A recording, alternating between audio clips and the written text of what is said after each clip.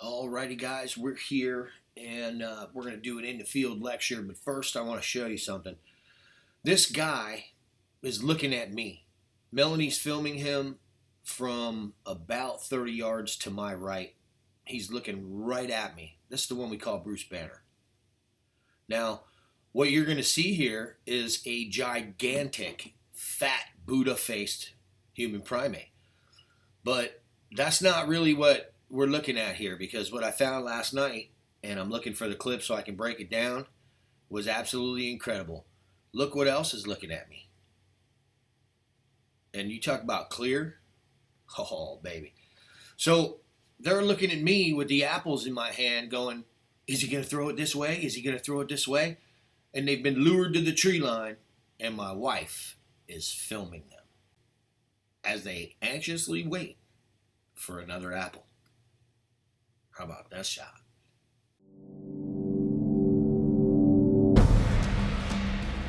The Bigfoot Researcher's Journal.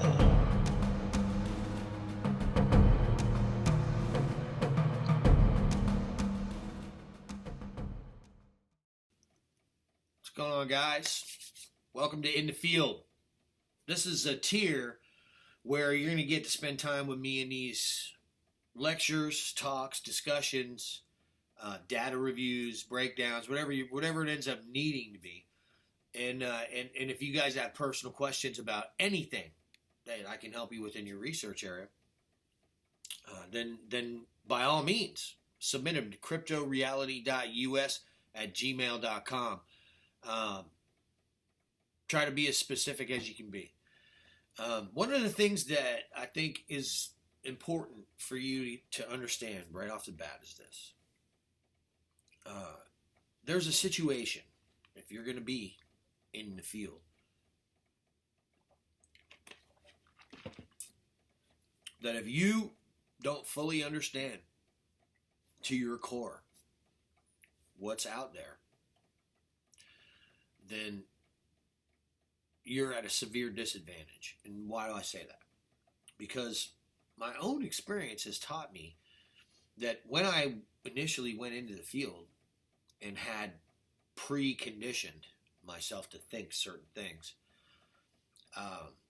I was wandering off in my research in different directions that had nothing to do with the hominoids that were running circles around me the entire time I was in there, right? It took me about 6 months to understand to my core what was really going on. And it wasn't until I really, saw the skin changing colors with the canopy light and how that shit interacts with their evolutionary adaptations that I really started to put together what was happening in the bush around us. And so we're gonna get into that now. And then when you go in the bush, you'll need to draw from this, because I can tell you it's grounded in solid empirical observation, straight up. So we're going to get into all of that right now. Welcome to In the Field, and thank you for joining. And like I said, if you have any questions, email me, cryptoreality.us@gmail.com, especially in your research areas. I can help with all kinds of stuff. Really, what I've come to realize is it's more about what's going on up here when I'm in the field than what's going on around me. As soon as I get this thing under control and I'm thinking properly, the data starts flowing.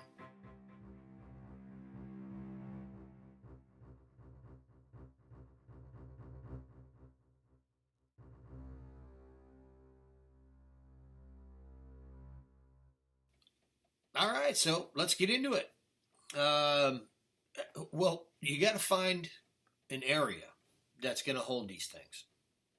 So let's say you already got a research area, then this part isn't for you. You haven't found an area. The very first thing you're going to do is you're going to start looking at sightings or history of sightings in the areas that you're thinking about going to research. And what you want to see, either the BFRO, believe it or not, most of my research was grounded and started in the eyewitness catalog. And so that's why I recommend it, right? So go to the BFRO. It turns out most of these people are telling the truth, man, because when you go into the areas and they'll give you a general description, usually Hendry County. And then you're like, oh, that could be huge. You go, look, it's a pretty small county, and most of it is nasty woods, but the deepest, darkest, thickest shit. And they'll give you a road or a cross street on so-and-so road, you know. You look it up. You got to do an investigation. What does that entail? Nowadays, it entails keyword shit. You don't have to go to the library. You don't have to go to the official records department downtown and all that shit. Them days are over, right? You put a keyword in. So you've got to become a little more adept at keyword searching in your investigations, and then you're going to end up being able to pull up information, a much broader spectrum of information on these sightings and on these areas. So searching online is a huge aspect in the beginning, because what you're doing is you're trying to identify specifically the areas that they were seen in. So you're going to go and you're going to look all that stuff up. And let's say, oh, well, I heard Mayaka. Or, oh, well, I heard the Green Swamp. And I'm just talking Florida. This is anywhere in the country. If you doubt me, try me. Try me. Give me 100 square mile area, and I'll tell you where to go to find tracks. Give me a screenshot of where you think. And it could be 100 square miles. I don't give a fuck how big this shit is. I'll find them. You give me the coordinates of a general area, and I'll tell you exactly where the Sasquatch are living. This is what I'm trying to teach you. To read a map as it pertains to the most likely areas of Sasquatch habitation. And so, reading the map. Let's talk about that. All right, so map reading is real simple. Now, Google Earth, and with the advancements of Google Earth, I highly recommend you download Google Earth and you begin to familiarize yourself with the 3D mapping system that they have, because topographically, you're not going to find a much better way. If there is one, maybe virtual reality maps that are coming. That's coming. But Google Earth can do incredible things, man. And you can see things and find things on Google Earth with much more detail, so that when you eventually go into the area, you already have a damn good idea of what exactly you're gonna see. And so I highly recommend that. Now, what are we talking about when we say Google Earth? It's an application that you can download for your computer, or you can just go to it online, googleearth.com. Go to Google Earth, follow the prompts, get yourself an account, get used to using it. You can do the guest thing. I've done the guest thing. I don't actually have an account. It's still, I don't know how long it's been around, but I have been all inside this thing. And you can use it. It's a 3D mapping for topograph is incredible. So find your area on Google Earth and get down in there ground level. Whether it's street view and it's not in 3D, who cares? Get a lay of the land and get that information in your gourd before you go out there. Have a much better understanding of what you're dealing with and where you're going to look when you go to the area by reading the topograph, right? And this is really important, man. The map is the most important thing that I do as far as prep. Besides understanding the dangerous wildlife in the area, which is something that as soon as you get there has to be a primary consideration. Hogs, American alligators. Don't really have to worry about big cats down here in Florida, but in your areas, you're going to want to look. Is it black bear season right now, where these things are all over the place with their cubs, which is the most dangerous time to be fucking around in the middle of nowhere with a camera instead of like a rifle to defend yourself. You know what I mean? So this is all stuff, safety, the primary consideration, but this is all stuff that you've got to consider. What am I getting myself into, right? I'm going to read this map, and I'm going to pick a spot based on Zaskey's formula of temperature variation and light levels, right? So if I'm a Sasquatch and I have light-sensitive eyes, right, and a lot of these guys, a lot of them, can be out in the daytime and it's fine. But what we've documented here at Crypto Reality is that there is a specific subset of individuals, whether it's a new type or they're all in the same group with the other ones. But these guys, they appear very shy with the light, and they have what appear to be nocturnal type of eyes, retina. It's like a milk, kind of a milking over it. And you know, it's not eye shine, man. These things just, everywhere they look, you see this in their eyes, right? And I've gotten this many times, and they've got the, you know, the coned apex with no neck. Basically, the face is like on the chest somehow, and the head's like way up here, like the top of the head. So these things exist in these areas, man. And so what we're going to do is we're going to use that against them in data comparison, so that we can iron out areas that have the lowest light levels in the region, and thusly the lowest temperatures. Very simple, right? Caves are a huge, huge thing. In these mountainous regions, guys, you're going to be looking for that. You're going to be looking for that. In the south, out of the mountains. And that's not just all, right? In the summertime, the game can move a little bit higher in elevation. In the wintertime, it gets so cold up there that it tends to move down. Understanding the ebb and flow of the game based on seasonal temperature variation gives you a good idea. Like, here's the mountain. In the seasonal temperatures, as it warms up, the game can move higher to higher elevations because the green spreads to higher elevations, and the berries and all this other stuff. And then as the winter sets in, they have to come down to lower levels. So you get this ebb and flow of activity on the mountains, all the way around the damn mountain, all the way, the whole ridge.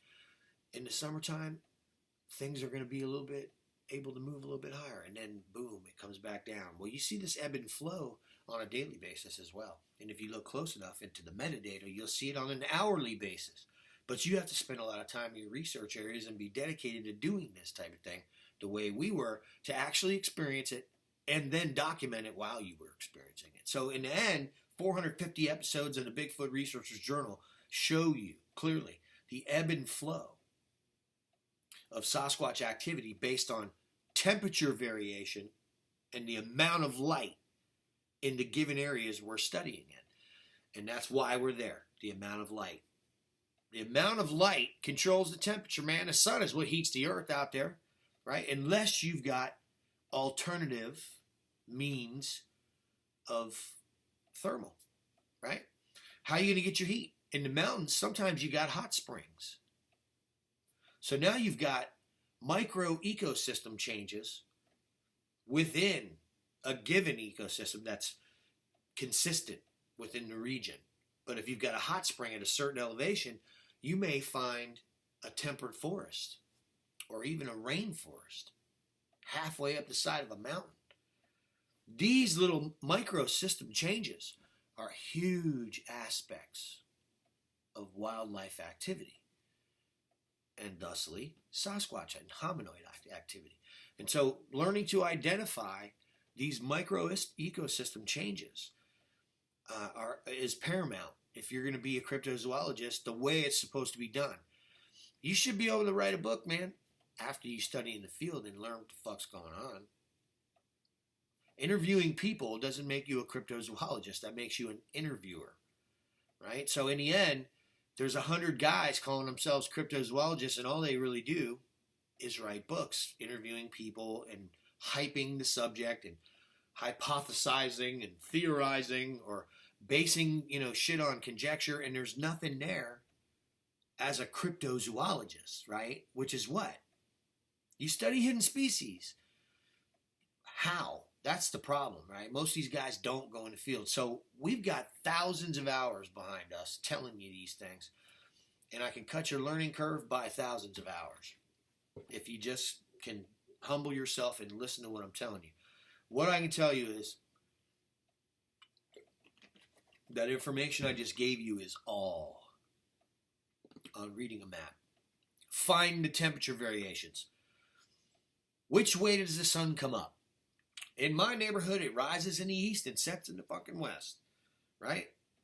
But if I'm in an area and it's mountainous, what sides of the mountain are going to get sun in the morning? And what sides of the mountain are going to get sun in the afternoon? And in the wintertime, what sides of that same mountain range is going to be warmer than other sides? And what time is that going to be? Sasquatch activity surrounds the game's activity. So in the end, you've got to understand how all of this, the ebb and flow of temperature and light, controls what they eat. Because ultimately, like our management plan here in Florida has figured out, controlling what they eat controls where they are. Right? So they're going to hold up in these areas where there's temperature variation, all that stuff, and at night they're going to branch out. And they're going to go feed on the ungulates of the area, the hooved animals. They're going to be pounding them, whether it's hogs, deer, moose, caribou, elk, whitetails, doesn't matter, man. They're going to pound them. But if you can identify by looking at maps the most likely areas, especially, and here's the thing, right? In these real temperate regions where you get these average temperatures that are really fucking nice and everybody wants to live there, they're loaded with Bigfoot. But it's difficult to research because the temperatures throughout the region are so mild. You want extreme. Melanie used to ask me all the time, man, what's your favorite time to research, Mark? And I'm like, middle of the fucking day when it's 120 degrees and the sun is beaming down. Because I can guarantee you, I know where all the mud is in my research areas, and they're going to be in it. Underneath the canopy, in that cool mud. Temperatures and extremities and weather and incidents like fire and all this stuff, these are all things that critically affect the Sasquatch, where they choose to live. So you've got to key in on all of this stuff, and topographical maps are a huge way of putting yourself in the right place at the right time. If you're in the South, a good way to do this is look for the darkest, greenest, thickest shit. And then zoom in on that map and learn to identify cypress trees. The tops of cypress trees. If you see cypress trees in one area and they're blotchy cypress trees in areas like huge hammocks on the map, a couple thousand feet up, you're looking down, and you see all these like individual cypress hammocks, that's a floodplain. That's why that's there. And those little cypress hammocks, those are ditches. And the cypress are outlining the ditches. Those are great spots. But what I look for is not 450 of the same thing. What I look for is a lot of dry and then a green creek. Yeah. You want the only lure in the water, so to speak, from like a fishing standpoint. If you got 500 spots, then you got to iron out a different pattern. They all look good right there. Then get out of there. Find that diamond in the rough, that oasis in the desert. That's the critical piece of information topographically. You're going to get a lot of that same stuff. Don't get overwhelmed with that. You've got to learn to zoom in and examine the metadata of the map. Where are these creeks? Learn to identify them topographically. Where are these rivers? Where do they start coming out of the mountains? Are those areas occupied already by humans? If they are, is there camping in these areas? Campgrounds. I can tell you right now, if you don't feel like doing any of the shit that I just told you about maps and all that, find the nearest campground, if you're in Florida especially, in a national forest or in a state park. Find the nearest campground. And then go set up surveillance at the campground. They're watching the campground. I can tell you that with all certainty. If the place has a history of sightings and there's a campground in it, just go to the campground. Research all around the first 1,000 yards in a bullseye around that campground. 360 degrees. Find the thickest, darkest stuff. And then, when you try to avoid an area instinctively, and you're like, yeah, I don't want to go down in there, understand that you're walking past them. That's them. because you and they're different in every way. So where you say, yeah, I don't want to go, it's too thick and it's all, look at it, looking down in the hollow and shit. Yeah, get your cameras out, put your big boy boots and pants on, and get down in the hollow. That's what it's about. Boots on the ground. People talk for a living on the internet and interview people and have all kinds of real valid fucking information that's never been confirmed. Get out there and confirm it yourself. That's what I'm doing. I'm showing you. Let's move on now. We're going from maps into what? So we're taking a look at some drone footage. That's what. 2016, flying a drone. Stuff behind us, moving around everywhere. So I'm like, let's start watching with the drone. And they want apples. So when they get to the area, they smack, a palm frond or pull on some plants and let us know we're there, and I'll throw some behind us.